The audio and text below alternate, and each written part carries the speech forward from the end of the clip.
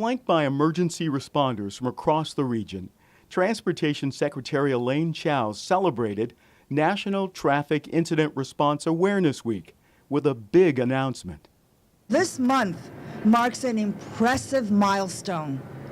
300,000 first responders nationwide have completed TIM training. This was a major step forward for the Federal Highway Administration's Traffic Incident Management, or TIM training program. But Chao said more work needs to be done.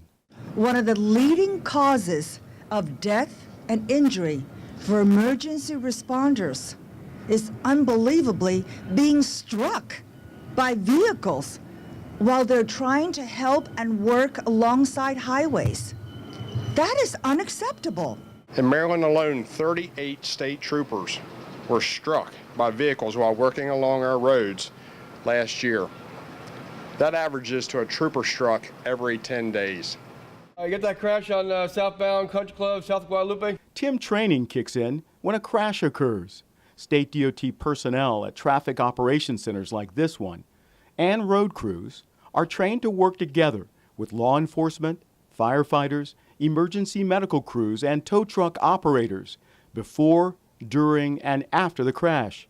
Each team member trained on a common set of practices to improve communications, speed response times, and decrease the time it takes to clear an accident scene. Virginia Transportation Secretary Charles Kilpatrick said 20,000 first responders had been trained in his state so far. One of the most important aspects of this training is it is not isolated by different types of responders. The responders come together, whether they are towers, fire and rescue, law enforcement, or state highway crews, and take that training together. They meet each other, they learn about each other's responsibilities and roles, and we frankly grow and are stronger in our incident response. Faster response times can mean the difference between life and death for those injured in a crash.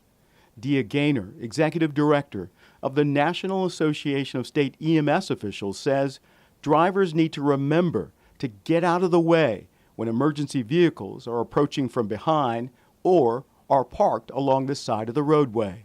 NHTSA data analyzed over the last 20 years estimates that on average there are 4,000 crashes per year involving an ambulance. An ambulance is the last vehicle that should ever crash. Joseph Sagal leads the TIM training program at the Maryland State Highway Administration.